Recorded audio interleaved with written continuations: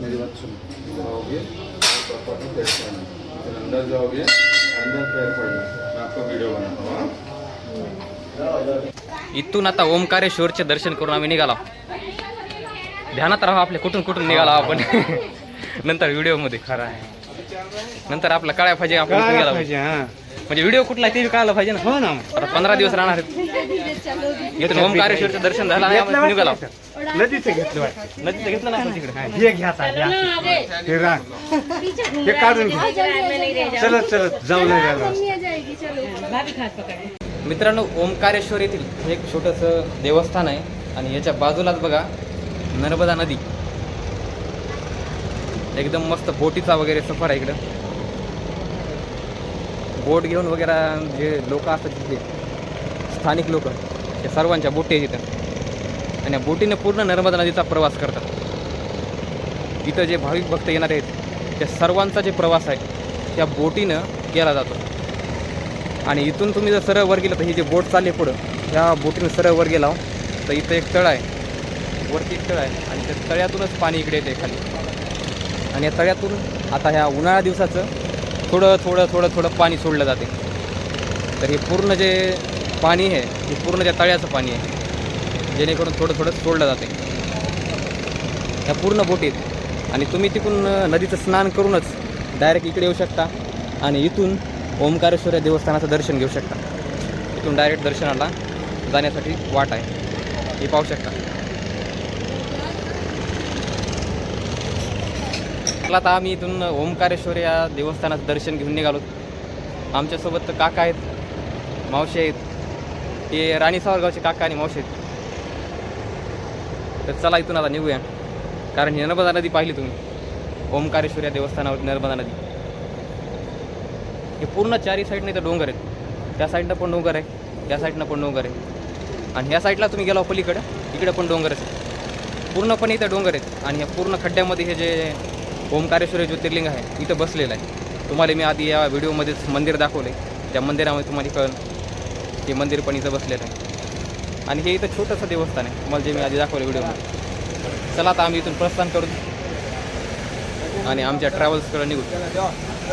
चला मित्रांनो, ओमकारेश्वरचं दर्शन झाल्यानंतर तुम्ही इथून ममलेश्वरच्या दर्शनाला हा जो पूल आहे हा पूल आहे पूर्ण, या पुलावरून तुम्ही ममलेश्वरच्या दर्शनाला पुढे जाऊ शकता. ही जी नर्मदा नदी आहे त्या नदीहून एक पूल बनवलेला आहे आणि या पुलावरून ह्या पूल ओलांडूनच तुम्हाला ममलेश्वरच्या दर्शनाला जायचे. ओमकारेश्वरला जर तुम्ही कधी आले तर तुम्हाला हे माहीत असलं पाहिजे की ओमकारेश्वर नंतर इथं जे दुसरं देवस्थान आहे ते आहे ते ममलेश्वर. आणि ममलेश्वरचं दर्शन करायला विसरू नका, कारण आम्ही पण ओमकारेश्वरचं दर्शन करून पुढं निघालतो. पण मी आधी विचारलं की त्यांना की दुसरं कोणतं देवस्थान आहे का इथं. तर इथं देवस्थान आहे दुसरं, ते म्हणजे ममलेश्वर. आणि आम्ही आता चाललो ममलेश्वरला. ममलेश्वर देवस्थान हे पण एक फेमस देवस्थान आहे इथलं. ही पहा नर्मदा नदी. या साईडने तलाव आहे, त्या तलावातून पाणी येते आणि ह्या साईडला वाहतलं जाते. आणि पावसाळ्यामध्ये तुम्ही इथं पाहू शकता ह्या साईडला जे डोंगर आहे इकडं हे डोंगर आणि ह्या डोंगरापर्यंत इकडे वरती पाणी जाते. जर जोरात पाऊस आल्यानंतर पाणी इकडे वरती जाते. आता सध्या उन्हाळा असल्यामुळं नर्मदा नदीला पाणी कमी आहे आणि पाण्याची कमतरता असल्यामुळं तुम्ही पाहू शकता की कसं खड्ड्यामध्ये दिसते पूर्ण हे. पण इकडं जे खडक वगैरे दिसतं तुम्हाला साईडला, हे खडक वगैरे जे आहे हे पूर्ण बुजला जाते जेव्हा पाऊस का सुरू होते तेव्हा. ही नर्मदा नदी जवळपास हे 100-150 मीटरचा पूल आहे त्या साईडतून त्या साईडपर्यंत येजेपर्यंत.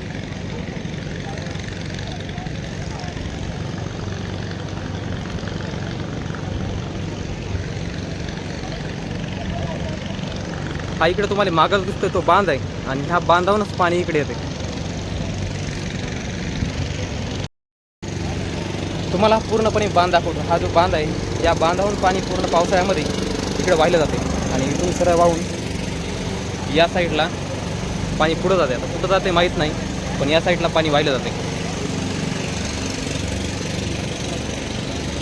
भरपूर भाविक भक्त आहेत जे ममलेश्वरच्या दर्शनाला जात आहेत. चला तर पुढं जाऊया. ममलेश्वरपाशी गेल्यानंतर मी कॅमेरा परत एकदा ओपन करतो आणि पाहूया ममलेश्वर कसं आहे ते. मित्रांनो, नर्मदा नदीचा जो नजारा आहे इथून बघायसारखा आहे बघा. इथून बाहेर दिसते पाणी बघायसारखं आहे. इथून दिसण्यास मस्त दिसते. पूर्ण शहर त्या साईडला पण दिसतंय आणि तुम्ही इथून नर्मदा नदी बघू शकता. तुम्ही काय करा, सगळा हेडू आमच्या नंबर उडायला पाठवून द्या. जमते का? सगळं आधी काढतो, हो नंतर पाठवतो.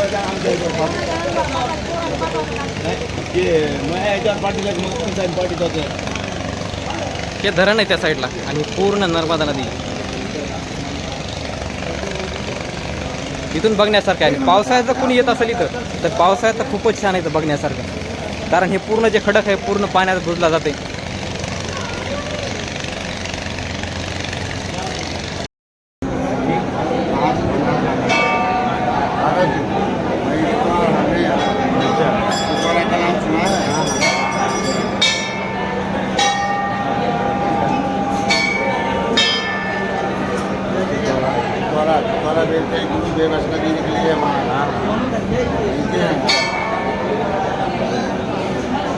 खाना से होंगे अरे ये तो चल रहे हैं